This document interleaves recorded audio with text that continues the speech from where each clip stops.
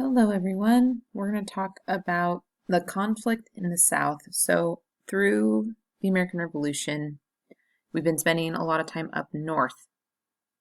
And so, what happens is we have some conflicts that make their way down south in North Carolina and South Carolina, which two of the places here I have actually been to. So, we're going to talk about three different battles.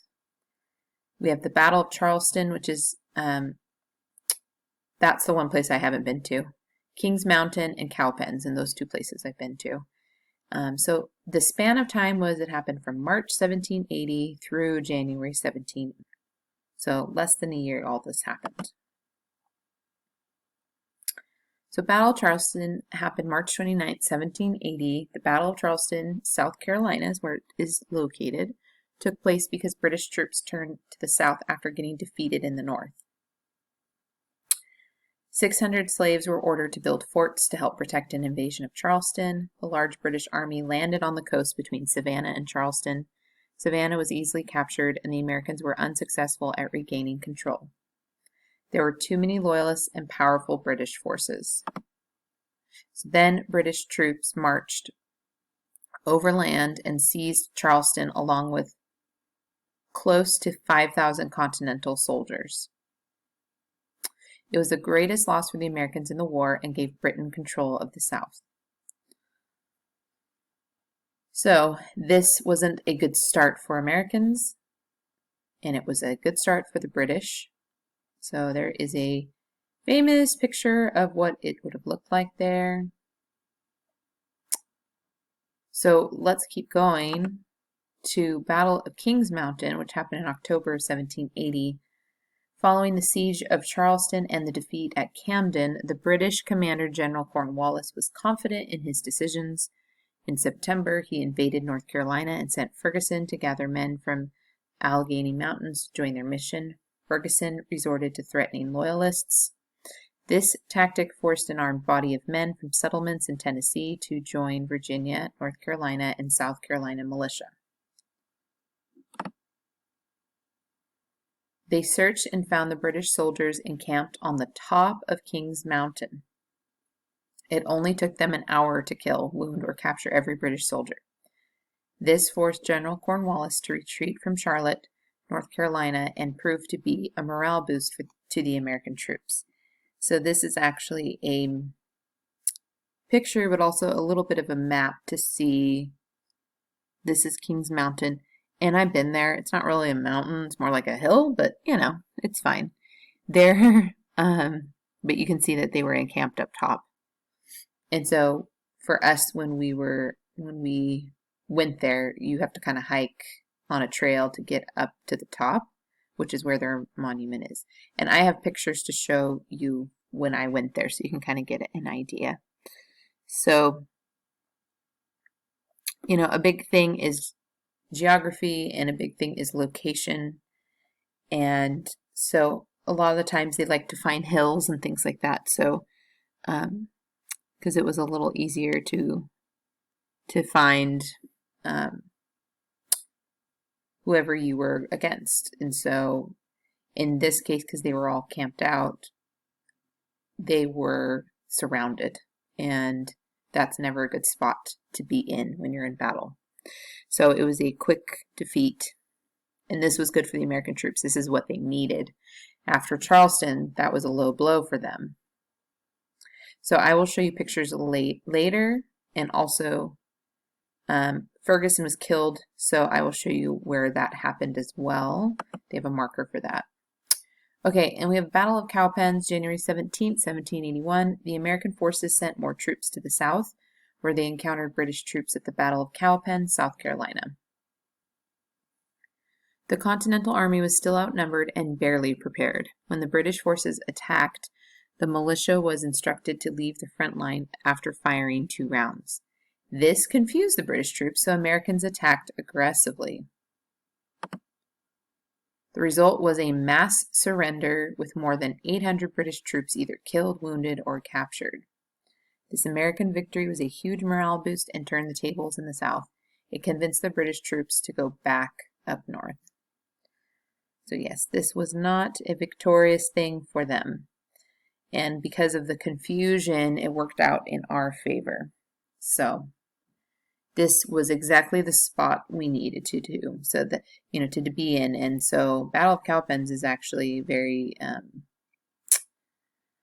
essential during this, because they tend to forget about these battles in the South, but they are so important leading up to the Battle of Yorktown, which we will talk about at another time, because that's its own thing. So there's a famous picture of there. And a lot of my scholars ask about Cowpens. They're like, why is it called that? So when I have pictures from there as well, so I'll kind of go over that as well. Okay, so here we are. This is so Kings Mountain is in North Carolina. And so this is when I went there, gosh, a couple of summers ago. We did a South tour of the American Revolution battles. So this was actually the first place we went to when we were in Charlotte, North Carolina. So it wasn't too far from there. And so this is the top of Kings Mountain. So that is the monument that you can go to. It looks a lot like the Washington Monument, right? Because all of these monuments have the same look, right? For a reason. It's just to make sure that you understand that where this all happened and when it happened as well. There's me. So I was there. But this is as I'm hiking up the hill up to this point. So it was just a beautiful forest and definitely not a mountain. It was more of a gradual hill hike up to the top. It's really pretty there. So you get to see a lot of different things as you're going up and down the hill. And then this is to commemorate the victory of Kings Mountain. And so that's just on the side there. So this is pretty cool. This is the other thing I want to point out from Kings Mountain. This is for the memory of Colonel Patrick Ferguson, 71st Regiment Highland Light Infantry, born in Aberdeenshire, Scotland in 1744. He was killed October 7th, 1780, when this all happened, in action at Kings Mountain, while in command of the British troops. A soldier of military distinction and of honor. This memorial is from the citizens of the United States of America in token of their appreciation of the bonds of friendship and peace between them and the citizens of the British Empire. And that was erected on October 7th, 1939. So this is just to acknowledge him in memory. This is a stone that they marked, and this is where Colonel Ferguson fell in 1780. So they had a mark, which this is their pathway as you're walking by. So that was the exact spot where he fell and died, just to kind of give you an idea. I think it's interesting when they make those little markers there. Okay, and then I also got to go to Cowpens. We actually went there the same day, so we made our way down to South Carolina. And the reason why I think it's called Cowpens is just because it was just a big field, and that's where cattle were. And so because of that, that's why it was called Cowpens. And it's now a national battlefield that you can visit. So it's very green and much more flat. So it was easier to see people. And obviously all these trees wouldn't have been there. It was much more wide open space. And I loved how they had different, these were like little statue things that were out in the battlefield to kind of show what it would have looked like. I liked that touch. I remember it was very hot that day when we went too, because it gets very humid in the South. Okay, so I think those are all my pictures from Cowpens as well. So again, these are really important battles. Very, very essential to lead up to the end of the American Revolution, which will lead us to Yorktown, which is also in the South and is also a place I went to while I was on this very trip. So I will have tons of pictures from there because I absolutely loved being there. And there's just, you could spend all day in Yorktown. So the next presentation I'll do is on Yorktown. So stay tuned for that next week. Hopefully you enjoyed learning a little more about the battles in the South. See you later!